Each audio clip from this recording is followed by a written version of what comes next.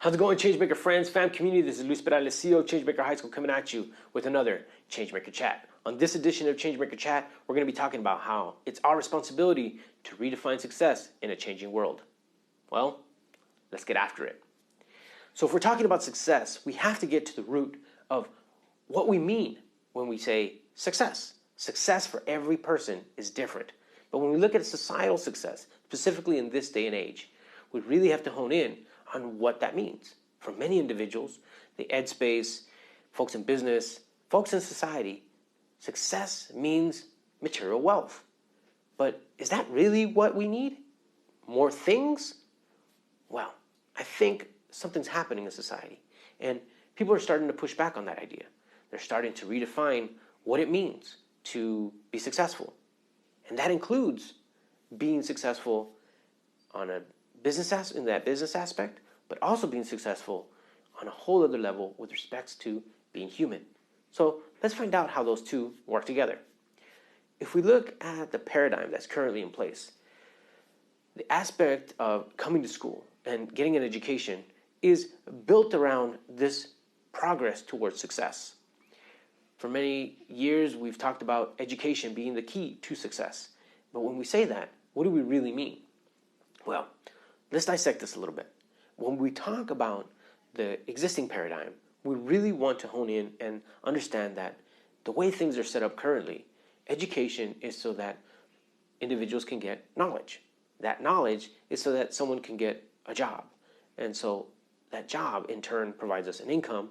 And with that income, we can then have some semblance of control or power to be able to control our circumstance. Now, currently, the world is operating on many of these premises. Not everyone and not everywhere. But we start to see this more and more, where this access to material wealth and power actually take the forefront of what society is about. There's a different paradigm that's also at play. And when we look at that paradigm, we have to look into the roots of education, and we also have to look into the potential future. The roots of education was to provide knowledge to a young person or to anyone, both in a formal and informal sense. That knowledge then created wisdom in individuals and groups, and that wisdom was then used to create harmony or balance between and amongst individuals. Now, we've moved in a very distant manner away from this original belief of education, but now people are starting to return to that concept and saying, is success really just about material wealth and power? Or is there something else at play? And I think we're at a turning point where people are asking the right questions and in search of answers. So what role does the ed space have to do with this? When we look at success, here at Changemaker High School, we constantly talk about how 4.0s are not going to change the world. Why?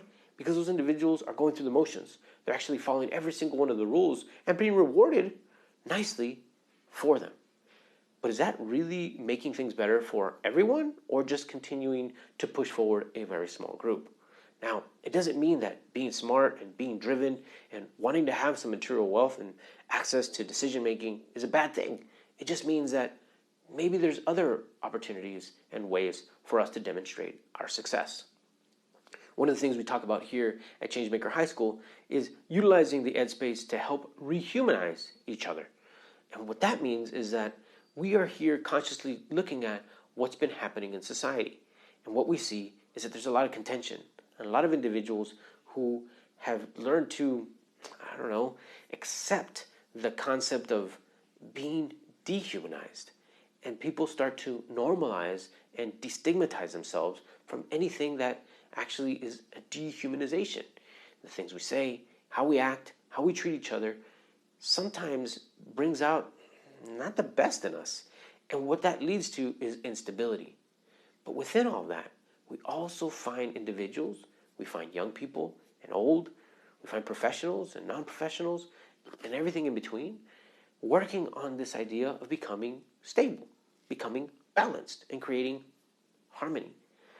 That is the key that we have discovered and that we will deploy and implement here at Changemaker High School so that young people can, again, get back in touch with that human side of themselves and learn to accept who they are, who others are, and to build upon that. So when we do this, we have to break things down for young people. And the first place we start is with reflection. This idea of self-awareness allows young people to explore who they are, what they believe, and to ask themselves questions like, why do I believe that? This is so critical because interrogating yourself allows you to understand who you are and what you truly want. What are your desires? Now, when that is done, young people are given access into the wealth of knowledge that's deep within themselves. That which has been offered to them by the lineage that they come from, the culture that they've been born into, and everything that they will come into contact with.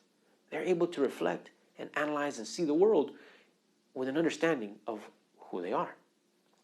After that understanding, we have to help them see the world and become conscious of what's happening, the good, the bad, and everything in between, so that they're aware that all of these things are at play and that we shouldn't ignore any aspect just because it's inconvenient or uncomfortable. We want young people to be conscious of what they can do and how they can do that. And that brings us to a point of taking action. Now, where does action come from? This is where they're able to access their willpower, and they're able to use that power to take action to do something positive for themselves and for others. Now, from that state, they're able to then engage the world through activity and through engagement and through actual tactics that can make things different. From that aspect, we start to see that young people can transform. They don't just transform themselves, but sometimes they help to transform their family, their schools, their communities, and eventually, we think, the world. This is why we consider ourselves the premier school for change making, where we allow young people to take all of this in, to reassess all of these paradigms, and to be able to say, there may be a new way based on an old way that can guide us back to stability, to balance, that will allow for the positive transformation that so many of us seek. It shouldn't just be about a rat race, and it shouldn't just be about getting to the top of the hill. It should be about all of us being able to rise together. So, as I've said before, folks, if you know somebody who is interested in this form of education, we invite them to learn more about Changemaker High School. Please guide them to our website, www.changemakerhighschool.org/intent-to-enroll, to find out more about how they can become part of our community, or encourage them to give us a call at 520-615-2200 so we can connect with them directly. Again, folks, thank you so much for following along. Thank you for keeping up with the Changemaker chats, and we heavily appreciate all of the insights, the engagement, and support that you've given. Thank you for following us on Instagram, Facebook, YouTube, and our recent podcast. We've been able to get the word out, and we're starting to see that shift that so many of us want, to build a school that we would be proud of and that gives back to the community in all the right ways. Again, folks, thank you so much, and we'll be in touch soon. Have a good one.